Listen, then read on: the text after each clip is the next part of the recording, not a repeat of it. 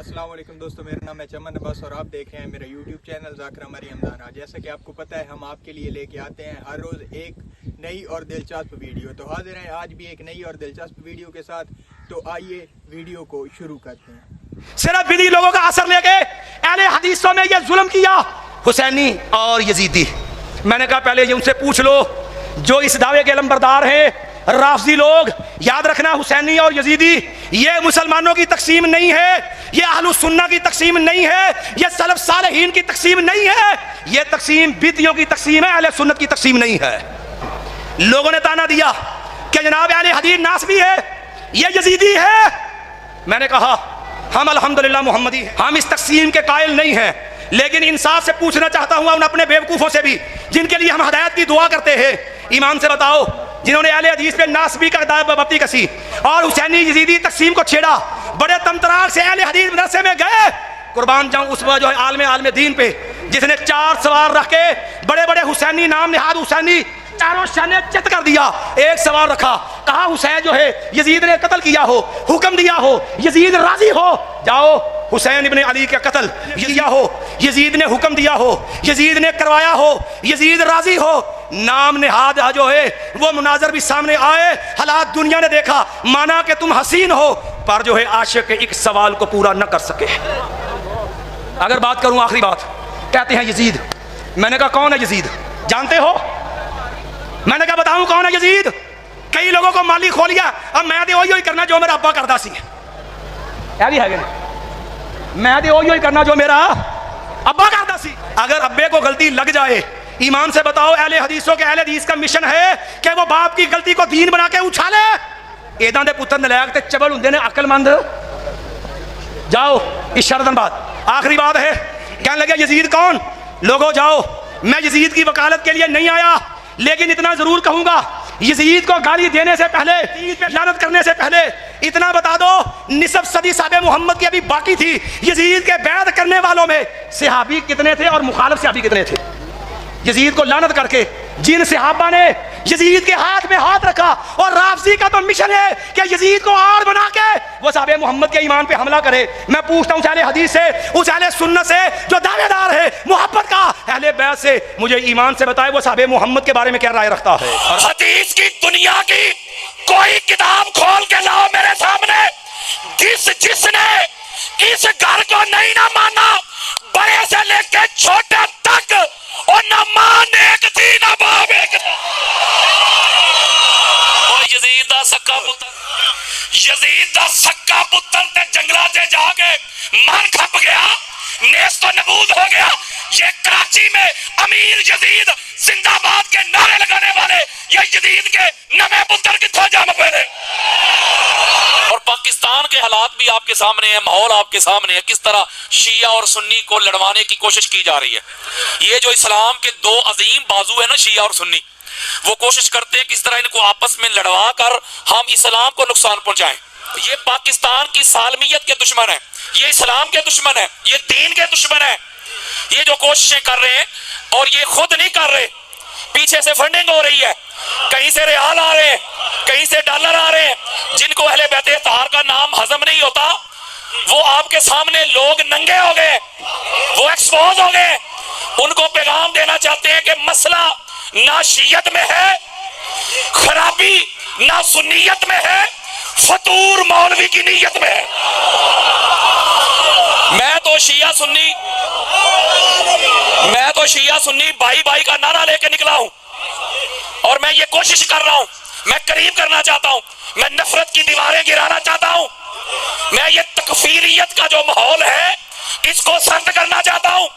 ये जो काफर के फतवे हैं, दीवारों पे लिखने से मौलवी जी कोई बंदा काफर नहीं होता, काफर वो होता है जिसे अल्लाह कुरान में काफर कह दे।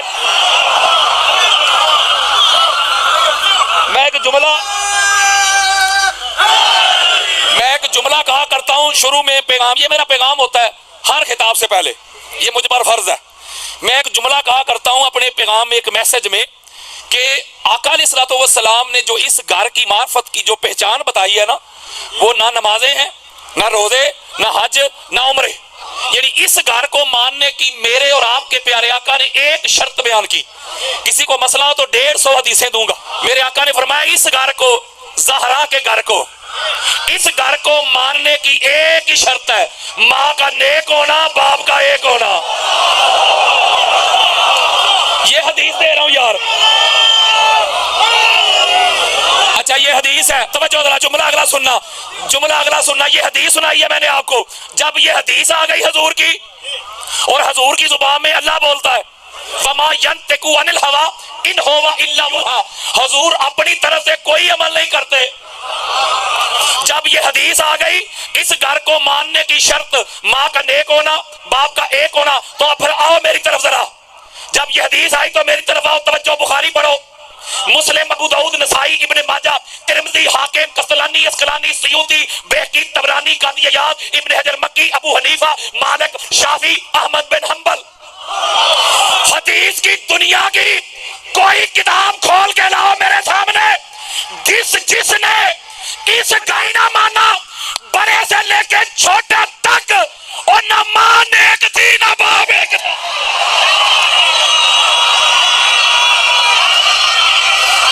بندہ ایک تھا, اور بندہ ایک تھا, اہل بیت کا دشمن بندہ ایک تھا.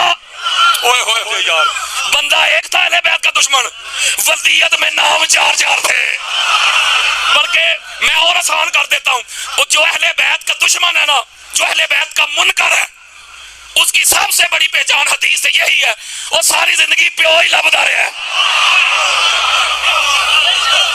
یزید کا ایک بیٹا تھا, یزید, اس کا ایک بیٹا تھا معاویہ بن یزید. کوئی بھی کتاب پڑھے, میں وقت بچانا چاہتا ہوں ریفرنسز سے, جو لوگ مجھے جانتے ہیں ان کو پتہ ہے حوالوں کی کمی نہیں. بڑی خاص بات, وہ ایک بیٹا تھا, وہ اس کے تخت پہ تھوک کے چلا گیا. بڑی خاص بات دینے لگا. یہ جو بچے پڑھے لکھے ہیں نا, بیٹا گوگل پہ سرچ کریں, خطبہ لکھیں یزید بن معاویہ کا یا معاویہ بن یزید, آپ کو خطبہ مل جائے گا. توجہ, وہ کہتا ہے یہ جو تخت ہے نہ تو میرے دادا کا حق تھا, وہ بھی وقت کے امام کے خلاف اس نے خروج کیا, لڑائی کرتا رہا, نہ میرے باپ کا حق تھا, اس نے بھی امام حق کے خلاف خروج کیا اور شہید کیا, لہذا میں اس تخت پہ تھوکتا ہوں. ذرا توجہ میرے طرف رکھنی ہے ہاتھ جوڑ کے. وہ تخت پہ تھوک کے جنگلوں میں جا کے مر کھپ گیا. اور یزید دا سکا پتر, یزید دا سکا پتر تے جنگلات سے جا کے مر گیا, نیست و نبود ہو گیا.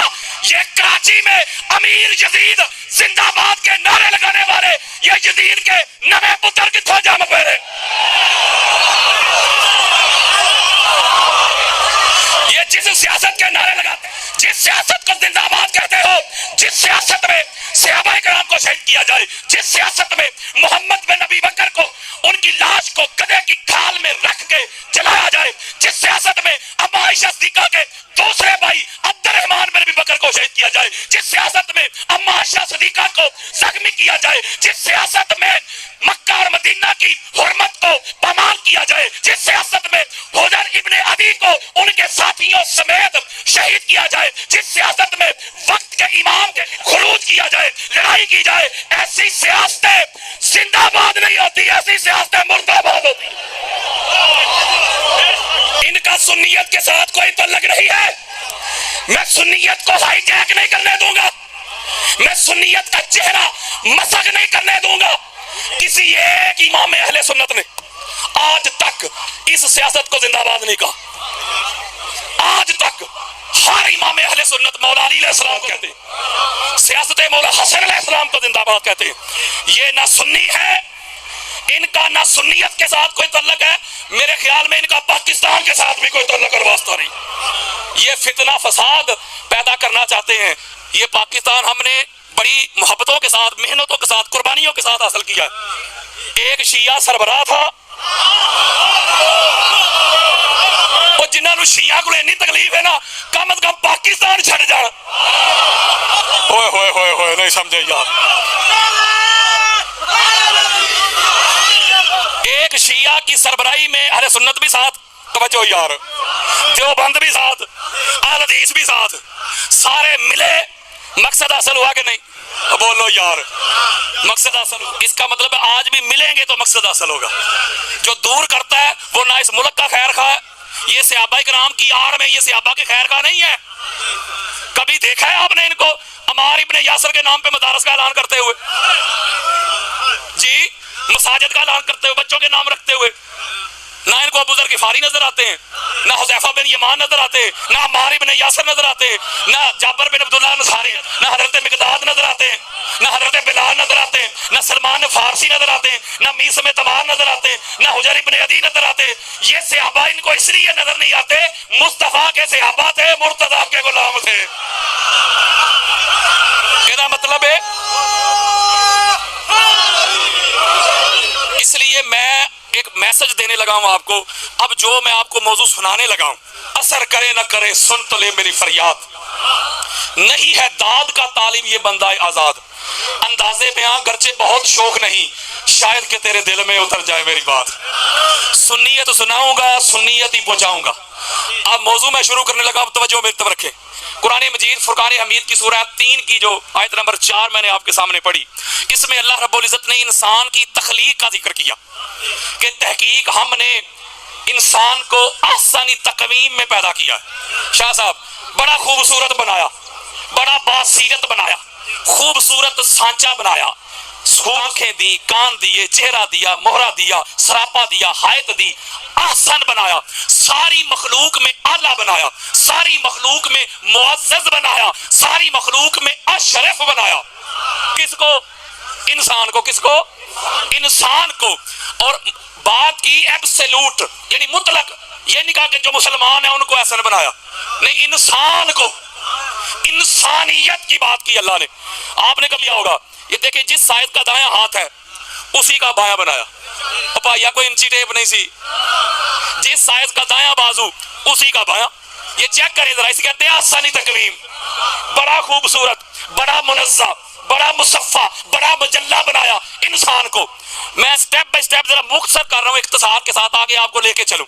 کوئی بھی دنیا کی چیز ہو نا وہ معزز، افضل، اعلیٰ یا قیمتی بنتی ہے اپنے خمیر کی وجہ سے. ذرا توجہ میرے، بچوں کا کام نہیں، خمیر کی وجہ سے، اصل کی وجہ سے، اوریجن کی وجہ سے، جو اس کا مبدا ہوتا ہے، جو اس کی بگننگ ہوتی ہے، جو اس کا آغاز ہوتا ہے، جس سے وہ بنتی ہے اس کی وجہ سے وہ قیمتی بنتی ہے، اس کی وجہ سے وہ اعلیٰ بنتی ہے. میں مثال کی سننا تھا. یہ میرے سامنے ہے سٹینڈ، یہ لوہے کا. اب اس کے مقابلے میں اسی سائز کا، اسی طرح کا دوسرا سٹینڈ آ جائے چاندی کا. یہ لوہے کا بنا ہے، وہ آ جائے چاندی کا.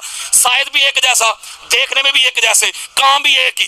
اس نے بھی مائک اٹھائے، اس نے بھی مائک ہی اٹھانے، ظاہر ایک جیسا. باطن میں فرق یہ آ گیا کہ اس کی تخلیق ہوئی لوہے سے، اس کی چاندی سے. اب کوئی کہے ظاہر ویک کے دونوں ایک ہو جائے تو آپ کہیں جا ذرا اپنی عقل دا راج کروا. وہ یہ لوہے دا بنے ہے، وہ چاندی دا، ایک ہو جائے کس طرح. اب چاندی کے مقابلے میں آ گیا سونے کا، گولڈ کا. دے جیسے قیمتی کون ہو گیا، سونے والا کہ چاندی کا؟